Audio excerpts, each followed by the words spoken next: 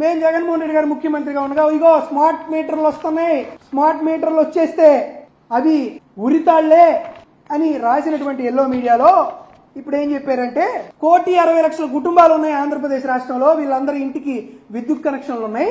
భవిష్యత్తులో ఈ అన్ని విద్యుత్ కనెక్షన్లో స్మార్ట్ మీటర్లు పెట్టేసేద్దాం. ఒకసారి స్మార్ట్ మీటర్స్ ఇంటింటికి పెట్టిన తర్వాత ఏవైతే ఇప్పుడు ఉన్న ఇండస్ట్రీస్ కి, చిరు వ్యాపారులకి టైమ్ ఆఫ్ డే టారిఫ్ కింద పీక్ అవర్స్ లో ఉన్నప్పుడు ఎట్లా అయితే సర్ఛార్జ్ వసూలు చేస్తున్నామో, ఎలా అయితే సాధారణమైనటువంటి రేట్ల కంటే ఎక్కువ డబ్బులు వసూలు చేస్తున్నామో, రేపు రాష్ట్రంలో ఉన్నటువంటి గృహ వినియోగదారులందరికీ కూడా స్మార్ట్ మీటర్స్ ఏర్పాటు చేసిన తర్వాత ఉదయం 6 నుంచి 10 గంటల దాకా ఎవడన్నా ఫ్యాన్ స్విచ్ చేసాడా ఇంకా అయిపోయా, బిల్లు నష్టాలను కంటిద్ది.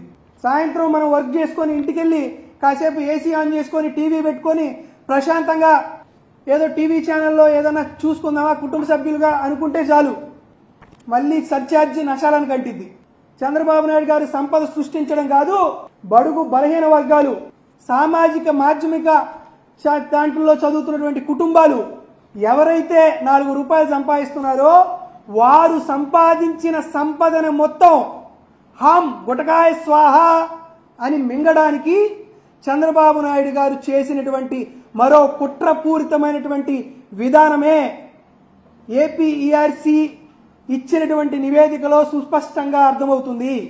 ఆంధ్రప్రదేశ్ రాష్ట్రంలో చంద్రబాబు నాయుడు గారు తను చెప్పినట్లే నేను 95 మోడల్ చంద్రబాబు నాయుడు గారు అంటున్నారు. అంటే 95, 2004 మధ్యకాలంలో చంద్రబాబు నాయుడు గారు ఏదైతే చెప్పారో, అంటే అంగన్వాడీ వాళ్ళని గుర్రాలతో తొక్కించాలని చెప్పాడో, విద్యుత్ ఛార్జీలను పెంచారు అన్న వ్యక్తుల్ని పోలీసుల చేత కాల్చి చంపారో, బషీర్బాగ్ దగ్గర జరిగినటువంటి మారణ హత్యాకాండకి చంద్రబాబు నాయుడు గారు ఎట్లా పూనుకున్నాడో అదే విధమైనటువంటి మోడల్ రూపంలో చంద్రబాబు నాయుడు చేస్తున్నటువంటి దుష్ట పన్నాగాన్ని ఆంధ్రప్రదేశ్ రాష్ట్ర ప్రజలందరూ గమనించవలసిందిగా కోరుతున్నాం.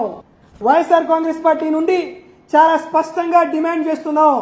ఎన్నికల సమయంలో మీరు ఇచ్చినటువంటి హామీలు, మేమొస్తే విద్యుత్ ఛార్జీలు పెంచామని మీరిచ్చిన హామీని ఖచ్చితంగా అమలు చేయండి. 15,000 కోట్ల రూపాయల సర్ఛార్జీని మీరు తొలగించి వచ్చే నెలల్లో వాటన్నిటినీ రౌండ్ ఆఫ్ చేసి చేసిన దాన్ని వెనక్కి తీసుకోండి. దాంతోపాటు మీరు చెప్తున్నటువంటి ఈ టారిఫ్ డే టైంని ఖచ్చితంగా దాన్ని మీరు అంతమొందించి నిరోధించి సామాన్యుల పైన, చిరు వ్యాపారుల మీద చేసేటువంటి ఈ దాష్టికాన్ని, ఈ దమనకాండని, మీరు చేసేటువంటి ఈ వడ్డింపుని, మీరు చేసేటువంటి బాధ్యుడిని వెనక్కి తీసుకోండి అని కోరుతున్నాం.